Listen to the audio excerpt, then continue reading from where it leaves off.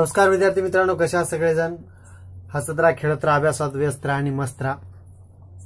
आशा करतो की तुमचा हा मागे झालेला सण दसरा असो किंवा दुर्गादेवीचे जे काही नवरात्रीचे दिवस असतील एकदम आनंदात गेले असतील, एकदम एन्जॉय मध्ये गेले असतील. आता तुम्ही म्हणसाल सर इकडे तर लॉकडाऊन लागले, घराच्या बाहेर आईबाप निघू देना चलेत आणि तुम्ही म्हणाला तर मजेत कसे गेले. त्याचा अर्थ तसा नाहीये. नवरात्रीचे 9 दिवस तुम्ही जे तुमच्या दुर्गादेवी आहे त्यांची उपासना केली. बरेच जण काय करतात, उपवास धरतात. काही लोक 9 दिवसाचा निरंकाळ उपवास धरतात किंवा चप्पल सोडून देवाला काहीतरी आपण त्याग करतो. त्या त्यागाच्या भावनेने आपण भक्ती करतो. ही भक्ती तुम्हाला तुमची त्याग करण्याची क्षमता वाढवते. ह्याच भक्तीच्या आधारावर तुम्हाला आपल्या अभ्यासाची सुद्धा भक्ती करायची आहे.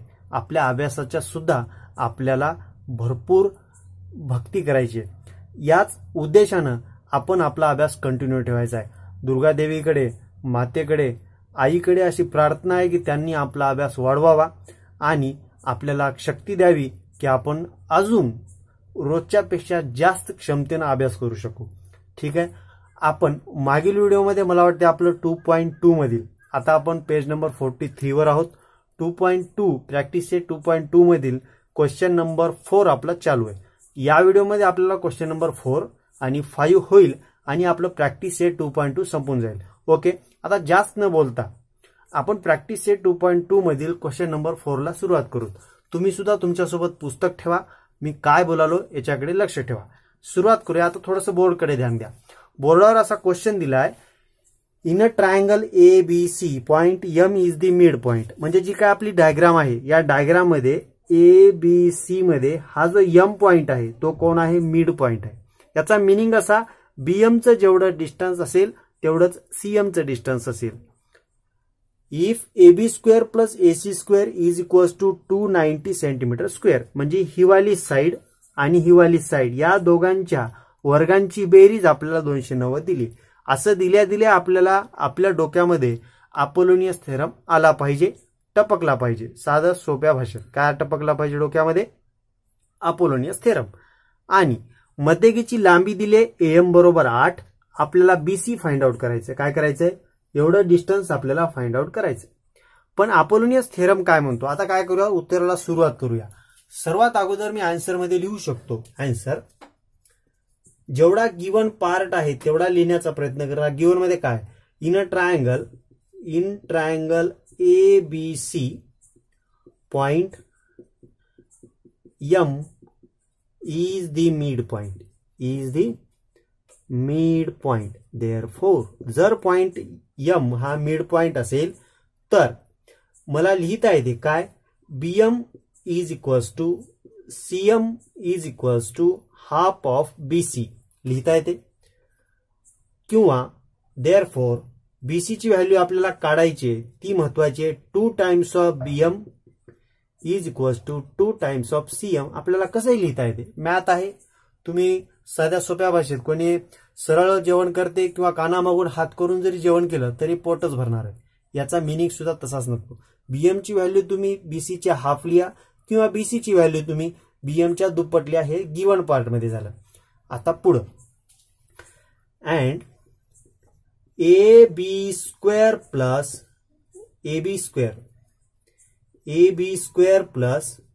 AC square is equals to 290 centimetre square. हे सगळं गिवन मध्ये आहे. कसं आहे? गिवन मध्ये आहे. पुढं हे सगळं गिवन झालं, आपल्या डोक्यामध्ये अपोलोनियस थेरम आला. आता अपोलोनियस थेरम आपल्याला टाकायचं. काय टाकू शकतो? देअरफॉर बाय अपोलोनियस काय स्पेलिंग? APO. बऱ्याच वेळेस काय होते बघा, मी लिहिते वेळेस स्पेलिंग सुद्धा Apollonius NIUS Apollonius theorem. Right. यांचा थेरम सोपा आहे, अपोलोनियसचा थेरम सोपा आहे, पण स्पेलिंगच अवघड आहे. एवढाच थोडासा पार्ट यामध्ये. अपोलोनियस थेरम काय? अपोलोनियस थेरम सांगतो, जो ट्रायंगल आहे त्यांच्या दोन बाजूंच्या वर्गांची बेरीज means AB square plus AC square is equals to जी मेडियन आहे तिच्या स्क्वेअरची दुप्पट मीन्स AM स्क्वेअर याची दुप्पट म्हणजे 2AM स्क्वेअर. ओके. आणि जो बेस आहे त्या बेसचे जे दोन तुकडे पडायले BM आणि CM, त्यापैकी एक तुकडा BM त्याच्या वर्गाची दुप्पट म्हणजे बीएम स्क्वेअरची दुप्पट हे सगळं राहील प्लस मध्ये. हे सर्व पार्ट मी अपोलोनियस थेरम नुसार लिहिलाय. आता पुढं आपल्याला किमती टाकायच्या. या दोघांची किंमत आपल्या पुढे आहे AB square plus AC square given आहे म्हणून मी 290 लिहू शकतो, देणं ना घेणं. 2AM स्क्वेअर 2AM ची व्हॅल्यू कुठे 8 आहे म्हणून 8च्या वर्गाला 8चा वर्ग 2BM स्क्वेअर याची मात्र व्हॅल्यू दिलेली नाही म्हणून जशास तशी घेतली. पुढं 290 ला 290 आणि 2 गुणिले 8चा वर्ग 64 प्लस 2BM स्क्वेअर. 290 ला 290 2 गुणिले 64 किती होतील 2 चौक 8 2 सखम 12 ला 12 प्लस 2BM स्क्वेअर. राईट. मला 2BM स्क्वेअर व्हॅल्यू पाहिजे. मी 128 ला काय करणार तिकडे नेऊन टाकणार. काय होतील 290 मायनस 128 बरोबर 2BM स्क्वेअर. 2BM स्क्वेअर पुढे लिहू शकतो. काय लिहू शकतो मी पुढे 290 मधून 128 आपल्याला काढायचे. काढूया. वाटल्यास इथं रफ मध्ये करू. 290 मायनस 128 0 मधून 8 जात नाहीत. 10 मधून 8 गेले 2 इथं राहिले 8. 8 मधून 2 गेले 6 ला 6 2 मधून 1 गेला 1 म्हणजे 162 आपले पुढे लिहू शकतो. काय लिहू शकतो 162 इकडं 162 बरोबर 2BM स्क्वेअर. आता या BM स्क्वेअरला 2ची अडचण होतील मग 2 रागा तिकडे गुणाकार राहतात इकडे काय होतील भागाकारात. तर 162 भागिले 2 पुन्हा इथे लिहू शकतो. दिसायला का तुम्हाला. राईट. बे 1 बे 2 8 16 आणि बे 1 बे 81 ला 81 वाटल्यास एक स्टेप वाढून घेऊ. 162 गुणाकारातले 2 इकडे आले भागाकारात. हे झाली BM स्क्वेअरची value. Therefore BM square is equals to 81. Therefore BM is equals to आता तुम्ही असं स्क्वेअर रूट लिहू. BM चा वर्गमूळ घेतलं BM आणि 81 चं वर्गमूळ होईल 9. आता ही झाली BM ची व्हॅल्यू. कोणाची व्हॅल्यू झाली ही झाली BM ची व्हॅल्यू. पण आपल्याला BM काढायचा का हो नाही. आपल्याला काढायचा आहे BC. काय काढायचं आहे BC. पण BC ची व्हॅल्यू ही 2 टाइम्स ऑफ BM आहे. कशी आहे 2 टाइम्स ऑफ BM आहे. Therefore BC is equals to 2 times of BM is equals to 2 times of 9 is equals to 18. Therefore, final answer is BC is equals to 18. Lock किया जाए. जसं की कोण बनेगा करोडपती मध्ये आपल्या अमिताभ बच्चन काय म्हणतात कोणते फायनल आन्सर दिलं लॉक किया जाए. हा जी लॉक किया जाए जे काय फायनल आन्सर राहील ते आपलं लॉक होऊन जाईल. BC ची व्हॅल्यू 18. तुम्ही सर चुकलं. कुठं चुकलं क्वेश्चन मध्ये आपल्याला सर्वांचे युनिट दिलेत. Centimetre square 8 centimetre. गिवन मध्ये सुद्धा आपण सेंटीमीटर यूज केले पण आन्सर मध्ये दिलं नाही. शबाश. म्हणजे तुम्हाला आता युनिट कळालेत याचा अर्थ तुम्ही आता थोडे हुशार व्हायलात. जास्त नाही बरं. BC ची व्हॅल्यू काय झाली 18 सेंटीमीटर. हे झालं आपलं प्रॅक्टिस सेट 2.2 मधलं 4थं गणित. तुम्ही याची स्क्रीनशॉट घ्या वहीमध्ये नोट करून घ्या आणि तुम्हाला हे गणित समजलं असेल तर व्हिडिओला लाईक करायला विसरू नका. आता लगेच आपल्याला बघायचंय आपलं 5वं गणित जे की स्टार वालं गणित आहे. एकदम IMP गणित आहे. एकदम भारी गणित आहे. पण घाबरायचं कारण नाही. एकदम सोप्या पद्धतीनं आपण जसं दिलंय तसं सॉल्व्ह करूया. चला तर मग जाऊया आपल्या 5व्या क्वेश्चनकडे. चला तर ठीक आहे. आपल्या पुढे एकदम एकदम बेसिक क्वेश्चन आपल्या पुढे आलेला आहे. Question number 5. या 5व्या क्वेश्चन मध्ये बघा मला वाटते 8वीचा विद्यार्थी सुद्धा हा क्वेश्चन सॉल्व्ह करू शकतो. कसा हो सर. कारण या क्वेश्चन मध्ये ना अपोलोनियस यूज करायचा आहे ना कोणता अदर थेरम यूज करायचा आहे. फक्त पायथागोरस थेरम यूज करून आपल्याला 5वा क्वेश्चन सॉल्व्ह करायचा आहे. एकदम बेसिक मध्ये आपण हा क्वेश्चन सॉल्व्ह करू. सर्वात अगोदर तर आपण क्वेश्चन काय म्हणतो तो समजून घेऊ. क्वेश्चन कडे बघा. तुमच्या पुस्तकात बघा किंवा बोर्डवर लक्ष द्या. In figure 2.30 point T is the interior of the rectangle PQR. म्हणजे जो काय आपला PQR आहे त्याच्या मध्यभागीमध्ये T हा पॉइंट आहे. असू द्या सर काही प्रॉब्लेम नाही. Prove that TS square is equals to TQ square.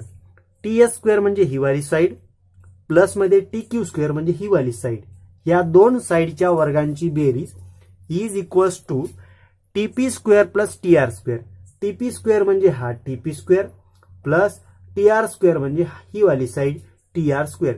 म्हणजे या दोघांची बेरीज प्लस मध्ये या दोघांची बेरीज बरोबरीत आहे असं आपल्याला प्रूफ करायचं आहे. टिप काय दिली, ब्रॅकेटमध्ये काय दिलंय, as shown in figure draw segment A B, हे जे मध्यभागी आहे A B parallel to side SR and ATB मध्ये मध्ये करणारी ही लाईन आपल्याला मध्यभागी मारायची. कशी मारायची, मध्ये करणारी, म्हणजे याला काय म्हणतो आपण, मध्ये करणाऱ्याला शब्द आठवणार झाला तुम्हीच कमेंट करून सांगा. जे मध्ये करतात किंवा दोन व्यक्ती कामात आहेत त्यांचं डिस्कशन करायला त्यांच्या अभ्यासावर, आपला एक छोटा भाऊ असतो घरी किंवा छोटीशी बहीण असते, उगाच मध्ये बोलत असते, तिला काय काम नसते, कारण नाही, तिला फक्त एवढंच काम आपल्या अभ्यासात डिस्टर्ब करायचं. त्या मध्ये करणाऱ्याला काय म्हणतात हे कमेंट करून तुम्हीच सांगा. तशी AB लाईन आपल्याला ड्रॉ करायची, पण ती कशी करायची, AB is parallel to SR, automatic ती पॅरलल कोणाला होऊन जाईल, PQ ला पॅरलल होऊन जाईल. म्हणजे 1 2 3 या तिन्ही लाईन एकमेकाला पॅरलल आहेत.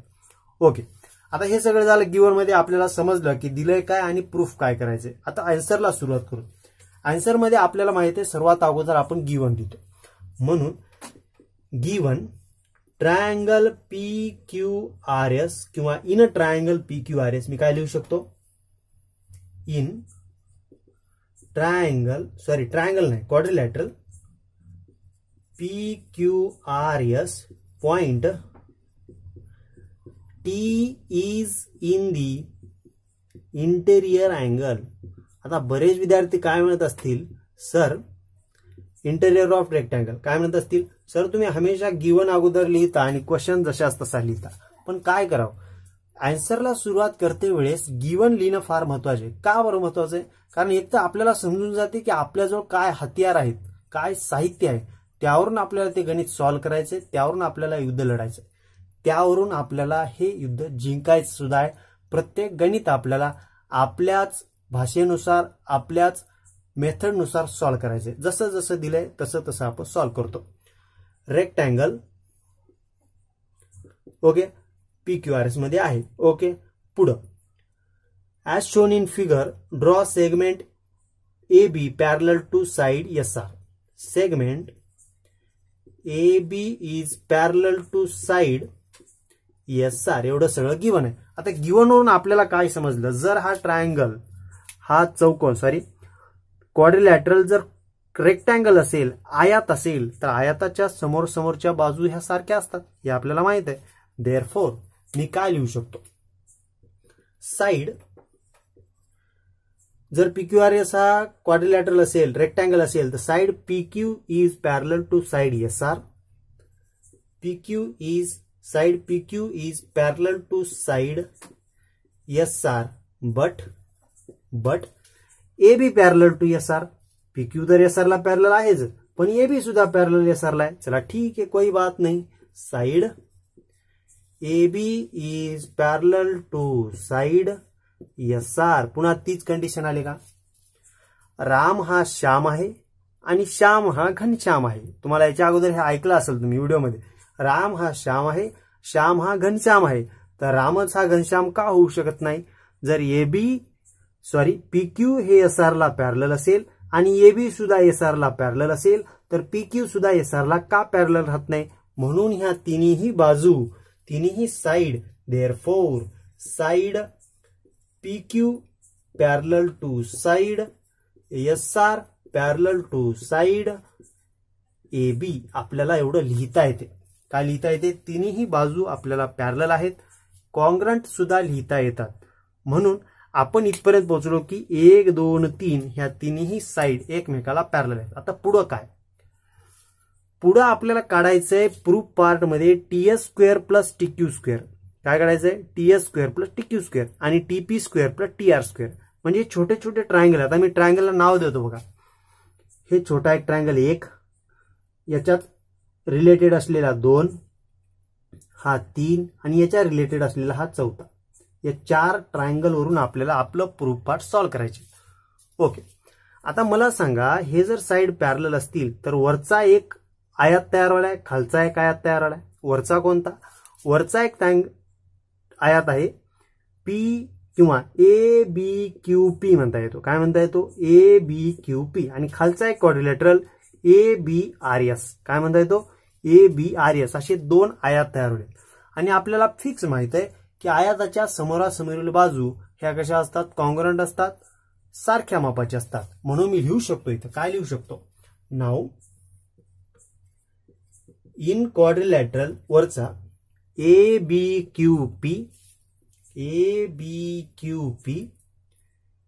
ABQP किंवा now quadrilateral ABQP is an rectangle therefore जर तो का रेक्टँगल असेल तर AP चं माप हे कोणाबरोबर असेल BQ बरोबर असेल therefore AP is equals to BQ घेता येतील म्हणून मी घेतलं AP is equals to BQ and quadrilateral खालचा ABRS is an also rectangle therefore AS is equals to BR लिहिता येते AS is equals to BR हे का घेतलं बरं कारण याचा यूज पुढे होणार आहे वाटल्यास याला इक्वेशनला नाव देऊ शकतो किंवा प्रूफ पार्ट आहे जास्त इक्वेशन न वाढवता जशाच तसा आपण लिहूया आता मेन मुद्दे की बात आता मुद्दा कोणता आहे आपला ट्रायंगल 1 जो यामध्ये आहे त्यामधला प्रूफ पार्ट मध्ये आपल्याला TS² पाहिजे ही साइड पाहिजे मला मग ही साइड कधी मिळणार जेव्हा या TS² जर काढायचा असेल तर या ट्रायंगलचा विचार करावा लागेल जर या ट्रायंगलचा विचार करावा लागेल तर हा अँगल मला 90 डिग्री पाहिजे जेणेकरून त्याच्या पुढची साइड मी हायपोटेन्यूस घेणार आणि बाय पायथागोरस थेरम आपल्याला TS² काढता येईल ओके नाउ जर ह्या क्वाड्रिलॅटरल असेल रेक्टँगल असेल तर आपल्याला इन ट्रायंगल ATS काय लिहिता येते in triangle ATS angle A is equals to 90 degree therefore वाटल्यास या खाली लिहू therefore bye Pythagoras theorem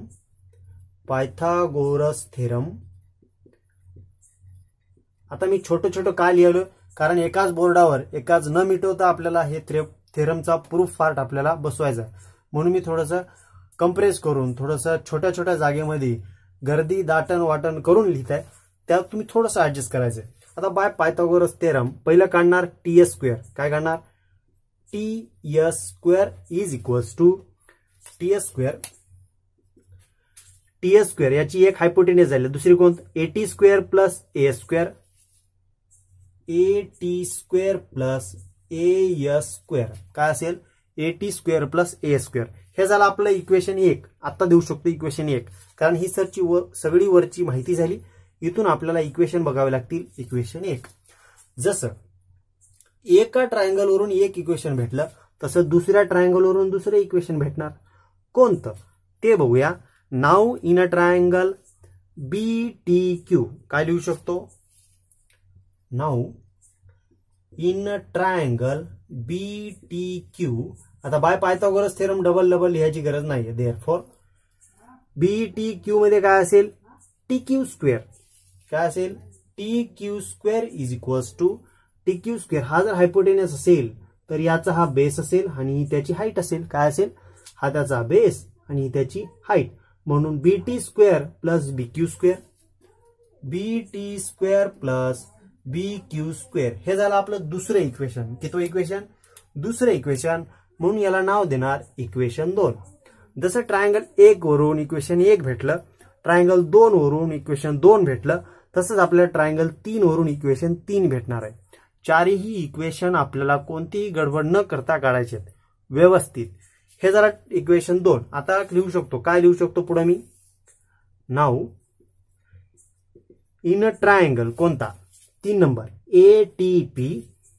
ATP कोणती साइड काढायचे PT² किंवा जे आन्सर मध्ये दिलंय TP² काय दिलंय TP² लिहू शकतो TP² is equals to TP² हा जर हायपोटेन्यूस असेल हा त्याचा AT बेस असेल PA किंवा AP त्याचे हाईट असेल म्हणून मी लिहू शकतो बेस AT² प्लस PA² हे झालं इक्वेशन 3 जसं 3rd वरून तिसऱ्या ट्रायंगल वरून आपण तिसरे इक्वेशन काढलो चौथ्या ट्रायंगलवरून आपल्याला चौथं इक्वेशन काढायचंय.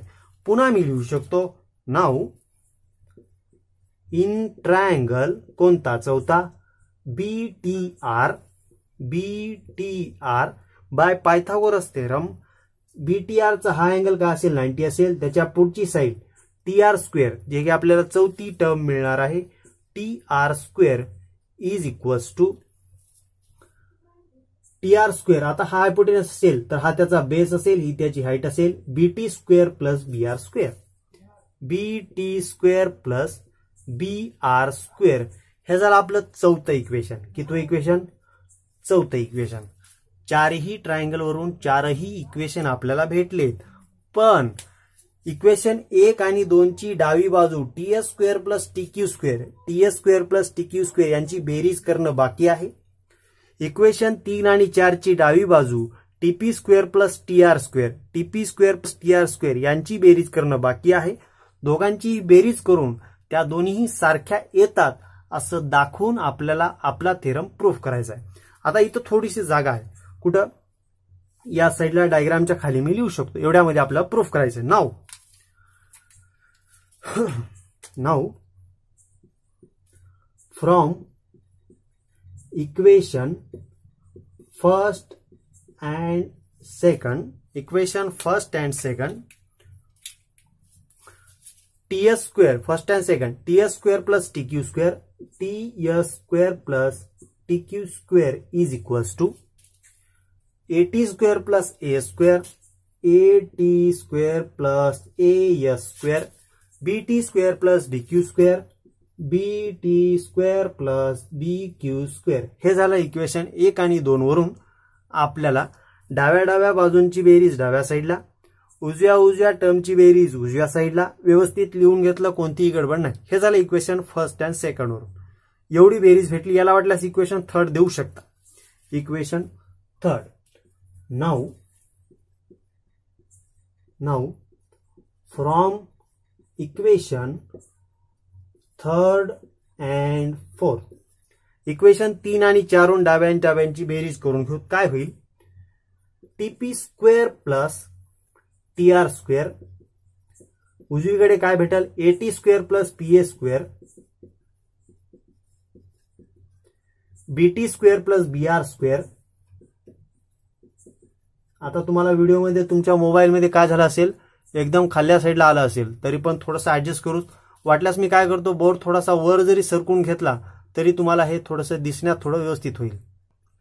ओके, आता व्यवस्थित दिसेल.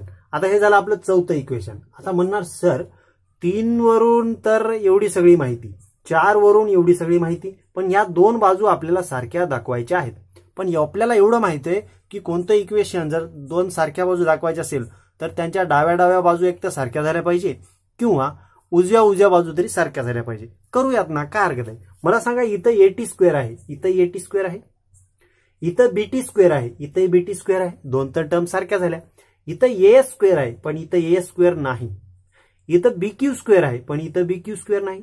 किंवा इथं PS स्क्वेअर आहे, इकडं PS स्क्वेअर नाही. इकडं BR स्क्वेअर आहे पण इकडं BR स्क्वेअर नाही. पण या दोघांमध्ये काहीतरी असेल जे की आपण इथं लिहून ठेवलंय. काय लिहून ठेवलंय? की बाबा जे APचं माप असेल तेवढंच BQचं माप असेल. म्हणजे APच्या वर्गाची बेरीज आणि BQच्या वर्गाची बेरीज ह्या 2 बेरजा मात्र सारख्या असतील. चला, 3 टर्म सारख्या झाल्या, काय हरकत आहे. आता पुढे AS ची लांबी आणि BR ची लांबी सारखी आहे, म्हणजे AS च्या वर्गाची बेरीज आणि BR च्या वर्गाची बेरीज सारखं होऊन जाईल. म्हणजे चारही बाजू सारख्या झाल्या ना. देअरफॉर वाटल्यास याला आपण टर्म वेगळी करून घेऊ. Therefore AT स्क्वेअरला AT square me PA चा वर्ग AP चा वर्ग हा BQ चा वर्ग लिहू शकतो plus BQ square plus BT स्क्वेअरला BT square plus BR square. आता BR स्क्वेअर लिहिण्याच्या ऐवजी मी AS स्क्वेअर लिहू शकतो, AS स्क्वेअर. देअरफॉर आता झाल्या का उजव्या बाजू सारख्या. कोणाकोणाच्या? इक्वेशन 3 आणि 4 मध्ये. हे इक्वेशन 4 इथं न लिहिता वाटल्यास इथं लिहू, काय हरकत आहे. इक्वेशन 3 आणि 4 मध्ये जर उजव्या बाजू सारख्या झाल्या असतील तर मला डाव्या बाजू सारख्या घेण्यासाठी कोणीच रोखू शकत नाही.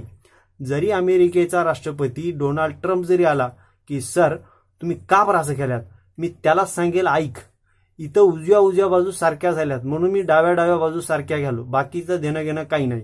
ओके सर, तो सुद्धा खाली मान घेऊन निघून जाईल.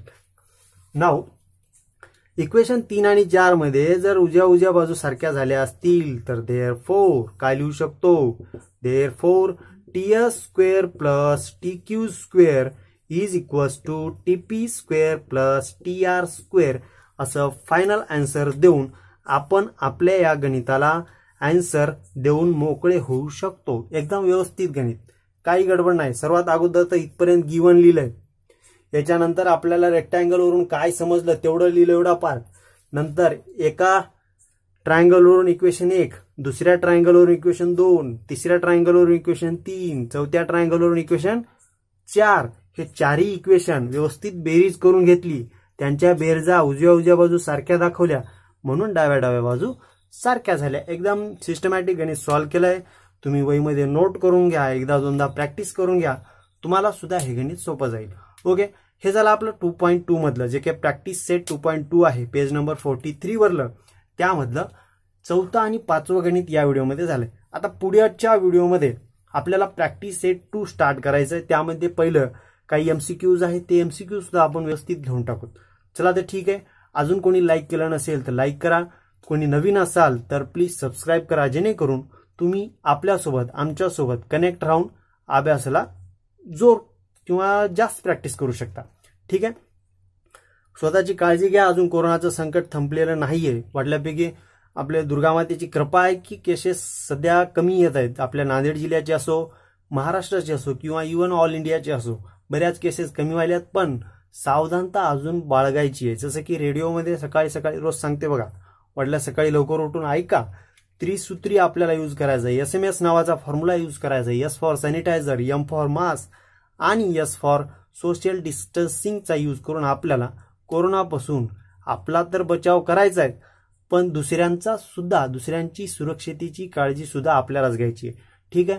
स्वतःची काळजी घ्या. घराच्या बाहेर निघू नका. जर निघाला तर मास्क लावूनच निघा. पुन्हा भेटूया पुढच्या व्हिडिओमध्ये. जय हिंद.